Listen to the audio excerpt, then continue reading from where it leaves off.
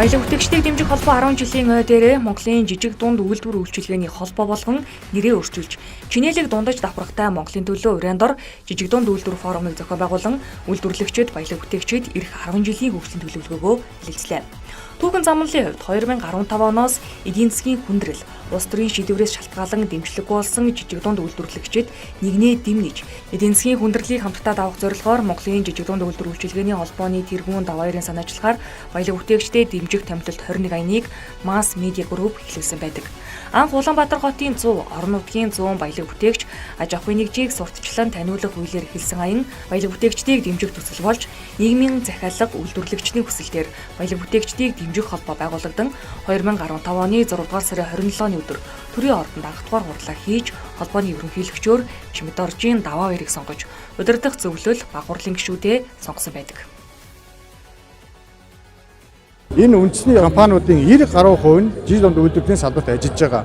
Тэгээд ажиллах хүчний бараг 70-80% нь энэ салбарт ажиллаж байгаа. Ийм том хүчийг бид нар төр бодлогоор дэмжиж, чинээлэг дундад давхрахыг бий болгохын төлөө цаашдын 10 жилийн концепт бодлогоо бид өнөөдөр алдан ёсоор зарлаж байна. Бидэд олон янзын хувилбар байгаа. Карпас байгуулж болно, нөгөө талдаа бас банк байгуулж болно. Банк байгуулсан одоо улсын туршлагууд маш олон байдаг. Тэгэхээр бид нар энэ тал дээр бол илүү нэгдүгээр банк байгуулах тал дээр илүү төлхөө явна. Хоёрдугаар бүр болохгүй бол одоо санхүүгийн карпас байгуулах тал дээр ямар ч байсан энэ жилдээ ганцхан удаа шалруулдаг энэ системийг халаад хүссэн дуртай үедээ зээл авч явах тийм орчин нөхцөлийг бий болгох хэрэгтэй байгаа. Монголын жижиг дунд үйлдвэрлэлийн холбоо болж чинээлэг дундаж дарахтай нийгмийн төлөө уреатагаар ингээд таашаа ажиллахаар болж байна. Эхний 10 жил бол мэдээж одоо бид бүхэн хууль эрх зүйн орчныг сайжрууллаа, баялаг бүтээгчтэй олон нийтэд сурчилж алдаршууллаа.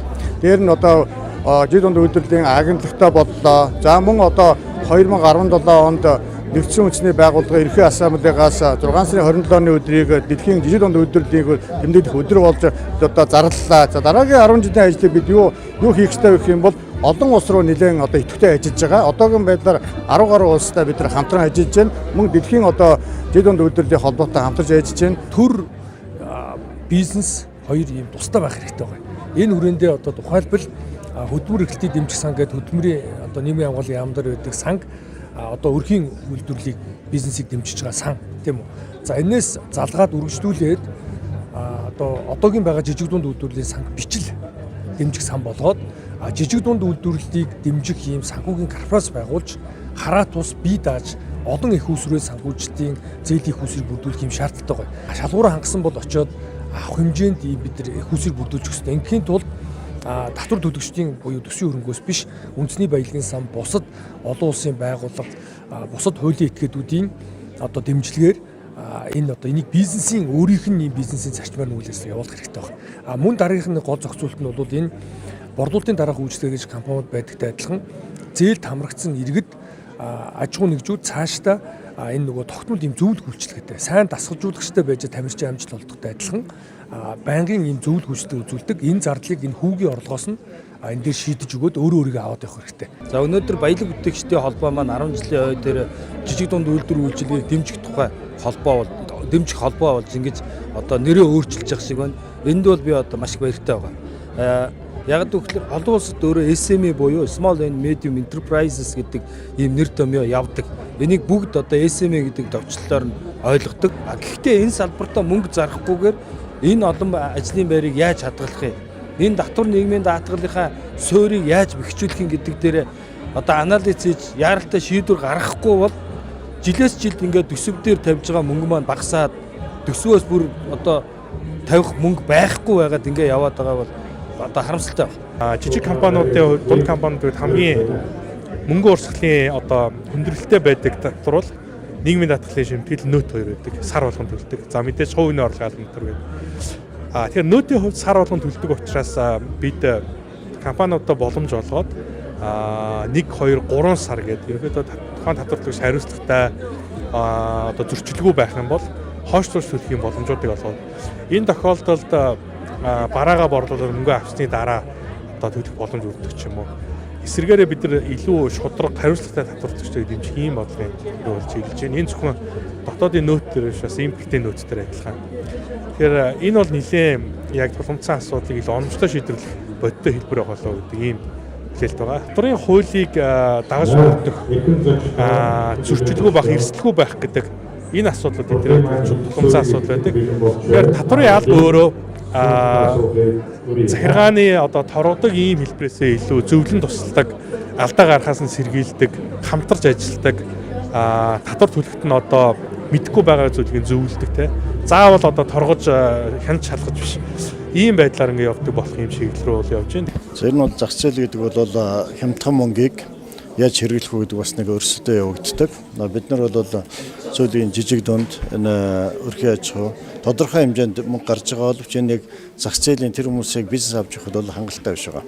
Гэхдээ энийг бол ихэнх нь жижиг дундаа томтойгоо хөгжүүлсэн улсуудын дуршлагаас бол энэ тусдан сан байдаг юм байна. Нам ялангуяа Сидней дэвш Японы хүмүүс их зөвлөж байсан. Яг л Японоос мөн 50-60 оны үед бол яг арилжааны банкуд нийлжээж тусгай сан байгуулаад тэнгээрээ бид нар жижиг аж ахуй нэгж санхүүжүүлээд тэгээ тэр эргэлтээр бид нар хамтдаа өсөө явуулсан юм аа. Түүнээс одоо ч Монголын жишээнд бол 20% хүү аваад тэ хүүтэй зээл аваад яаж явах вэ гэдэг асуудал. Тус холбоо 10 дахь жилдээ улсын хурал засгийн газар салбарын яам төрийн байгууллагуудын албан тушаалтнуудад баялаг бүтээгчдийн дуу хоолойг хүргэж, хууль журамд тэдний саналыг тусгаж, төр хувийн хөвшил хооронд гүр болох ажлаа тогтвортой гүйцэтгэж байна. Үүний үр дүнд жижиг дунд үйлдвэр эрхлэгчдийн үйл ажиллагааг зохицуулах, бизнесийг хамгаалах хэрэгцээ орчин, тусгаалсан үйл ажиллагаа явуулдаг агентлагууд бий болж, төрийн бодлого үйлдвэр эрхлэгчид рүү чиглэж эхэлсэн. 2019 онд жижиг дунд үйлдвэр үйлчилгээг дэмжих тухай хууль батлагдаж, жижиг дунд үйлдвэрлэлийг хөгжүүлэх сан 2009 оноос хойш 1.1 их 80 төгрөгийн зээлийг 9300 иргэн аж ахуй нэгжид олгож, нийт 45,000 ажлын байрыг хадгалан 50,000 ажлын байрыг шинээр бий болгожээ. 2015 оноос манай мас агентлагийн залуучууд энэ баялаг бүтээгчийг төсөлнө гэд дэмжинэ гэд төсөл хөтөлбөрийг одоо анх санаачлаад энэ хүрээндээ бид нэр 21 аймгийн баялаг бүтээгчдийн одоо үйл ажиллагаатай танилцах, тэдний үйл ажиллагааг одоо олон нийтэд сурталчлах зорилготойгоор энэ төсөл маань эхэлж байлаа. За тэгээ энэ хугацаанд бид нэг 800 гаруй одоо үйлдвэрлэгч баялаг бүтээгчтэй уулзаж тэдний жаргал зовлонг одоо сонсож одоо энэ төсөл маань одоо орон даяар амжилттай хэрэгжижсэн. Одоо баялаг бүтээгчдийн холбоо маань 10 жилийн хугацаанд бол маш их түүхийг бүтээжээ гэж харж байна.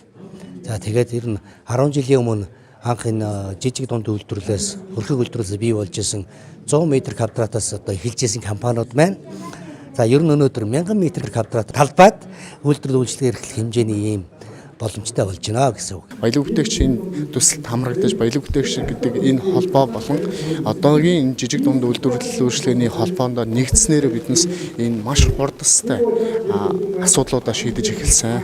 10 жилийн хугацаанд сүүлийн одоо яг 6 жилд би баялаг бүтээгчдийн дэмжих холбоонд ажиллалаа. Тэгээд 10 жилийн арга хэмжээ бол маш сайхан болж байна. 10 жилд хийх ажлаа төлөвлөлөө маш томоохон амжилттай үйл ажиллагаа болж байна. Жижиг дунд үйлдвэрлэл үйлчлэгээ эрхлэгчид маань нэлээд тусдаа болохоор жижиг боловч нийлээд Монгол улсын хэмжээнд эдийн засгийн хувьд маш их өрөөгөөчтэй тэм салбар байна гэдгийг өнөөдөр хүлээн зөвшөөрч байна. Орон нутгийнхныг төвийн зах зээл рүү орж ирэх, за төвд үйл ажиллагаа явуулдаг компаниудаа гадаад руу экспортод холбож өгөх гүүр болж ингэж бодлого зөвлөмж сургалт мэдээлэлээр хангаж ажилласан байна. Тэгэхээр бидний хувьд бол жижиг дунд үйлдвэрлэгчдийг нэгтгэсэн ийм холбоо байна гэдэг нь бол маш чухал зүйл байжээ. Үндэсний үйлдвэрлэл хөгжихийн хамгийн гол шалтгаан нь бас том аж ахуй нэгжүүд кластер системээр жижиг дунд үйлдвэрлэл эрхлэгчтэй одоо захиалга өгдөг. Энэ захиалгын хүчинд хамтарч ингэж хөгждөг ийм нөхцөл байдал байд юм аа. Тэгэхээр одоо бол кластер системийг хөгжүүлэх зорилготойгоор бас ингэж явж байна. Үндэсний үйлдвэрлэлийг хөгжүүлэх, үндэсний үйлдвэрлэлээ сэргээх, баялагийг бүтээхийн тулд нэг хөнгөлөлтөө буюу жилийн 3%-тай зээл авах нь бол хэн бүхэнд нээлттэй байгаа. Төсөл сонгон шалгаруул. Тэгэхээр сайн төслөө гэвэл жидүү сангаас бол зээл авах боломж нь бол нээлттэй байгаа. Төр засгийн зүгээс бол бодлогоор дэмжиж өгөх хэрэгтэй. Янз бүрийн одоо экспортын бүтээгдэхүүнээ гаргахын тулд ямар бичиг баримт бүрдүүлэх үү, ямар шат дамжлага байдаг үү, тэрийг одоо зааж сургаж өгөх хэрэгтэй байна. Хоёрдугаарт бол бас гадаадын компаниудтай бас холбож өгөх ажлыг бас төр засгийн зүгээс хийвэл их зүгээр юм шиг надад санагдаад байна. Жижиг дунд үйлдвэрлэх дэмжих тухай хууль, тендерийн хууль, татварын хууль, хөтөлбөрийн тухай хууль энэ олон хуулиудын ажлын хэсэгт ороод баялаг хүчтэйгээ төлөөлөл болж дуу хоолой болж ажилласан. Энэний хүчинд бол өнөөдөр тендер хууль, жижиг дундын хууль, жижиг дундын сан ман гэдэг энэ эзэндээ хүрэхгүй бүтэхгүй байсан юмнуудыг бид дуу хоолой болж өөрчилж чадсанараа бол өнөөдрийн баялаг бүтээгчдүүд, жижиг дунд үйлдвэрлэгчид тодорхой хэмжээний ахиц гарсан ийм жил болж байна гэж ойлгож байгаа. Манай улсын бизнесийн салбарын 90 орчим хувийг жижиг дунд үйлдвэр эрхлэгчид эзэлж байна. Дөрвөөс олгож байгаа зээл хамрагдсанаар өрхийн бичил үйлдвэрээс жижиг дунд үйлдвэрлэл эрхлэгч болж цаашлаад топ аж ахуйн нэгжлэлтөө өргөжжээ. Цар тахлын үед үндэсний үйлдвэрлэгчдийн жаргал зовлон, түүхэн замнал, инновац технологиг сурталчлах, баялаг бүтээгч, цуврал нэвтрүүлгийг 60 дугаарыг бэлтгэн олон нийтэд танилцав. Үндэсний хувьсгал, цагаан алт, шинэ хоршоо зэрэг үндэсний хөтөлбөрүүд хэрэгжиж, хөнгөлөлттэй зээлүүд зорилттой эзэдтэй хүрдэг болов.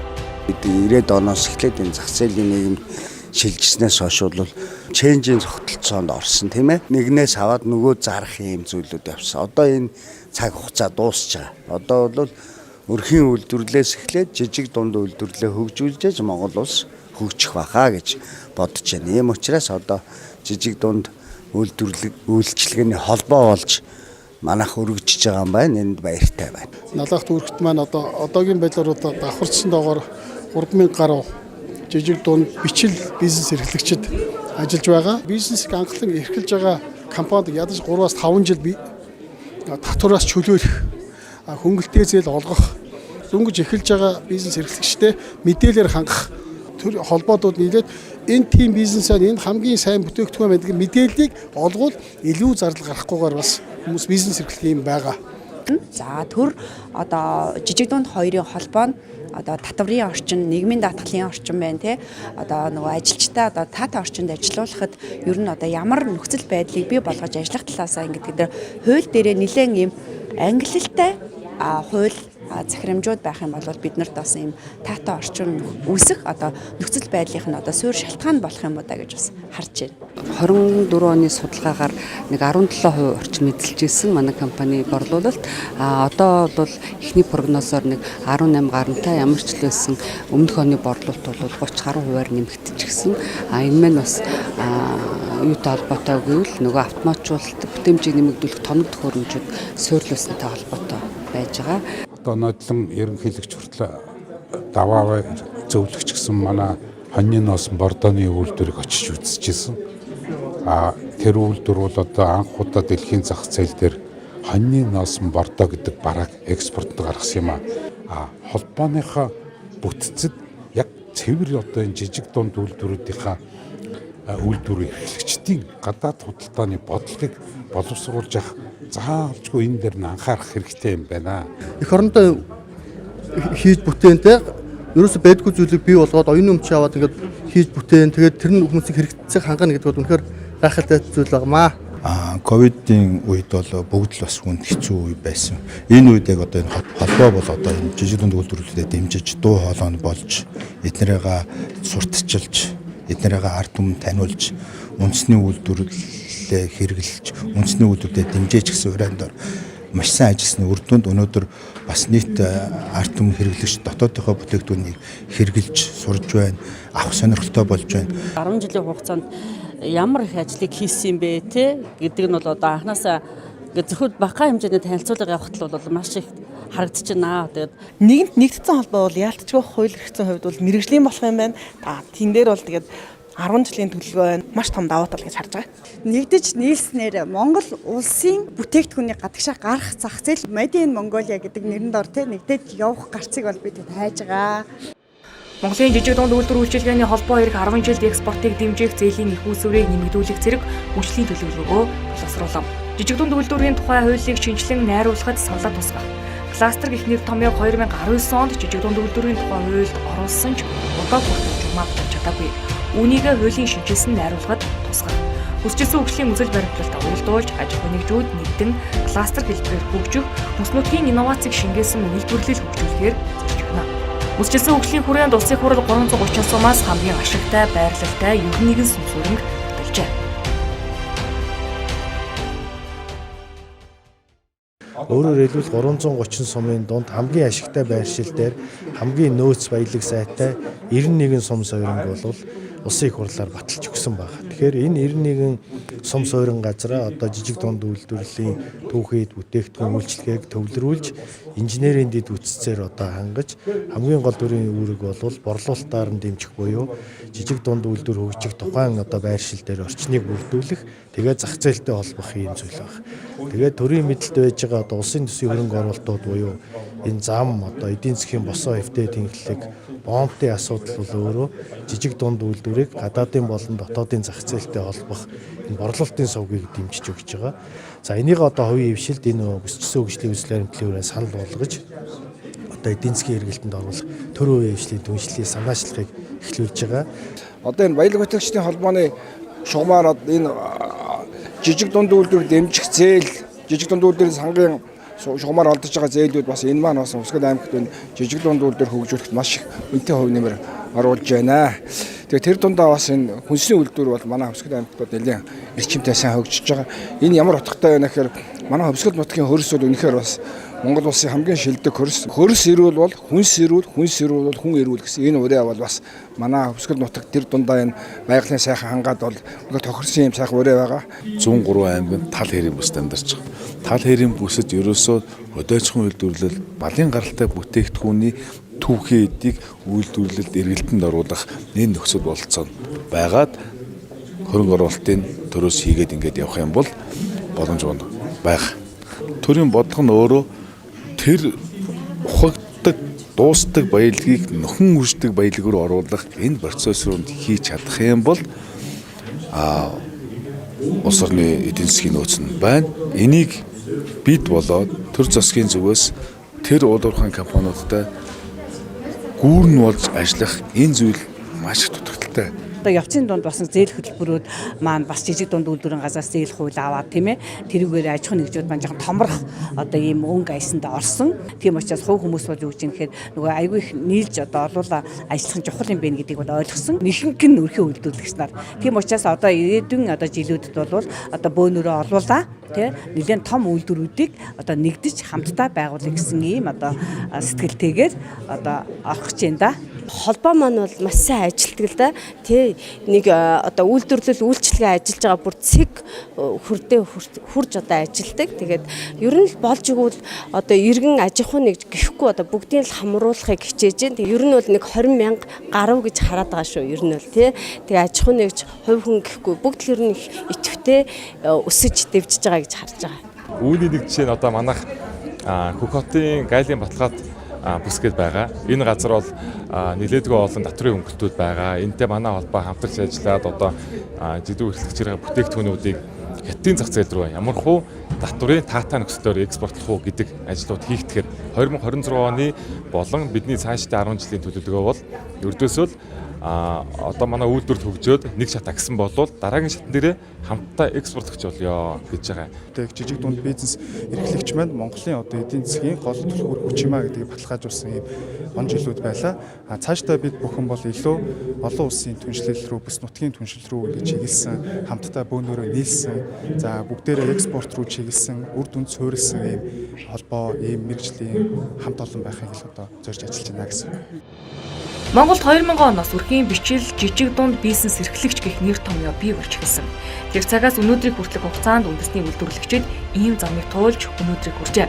Түр бодлогоор дэмжчихвэл хувийн хөвшилтэй хамтарч чадвал импортыг орлож чинэлэг дундаж давхаргыг бүрдүүлэхэд бэлэн гэдгээ үйлдвэрлэгчид хэлж байна.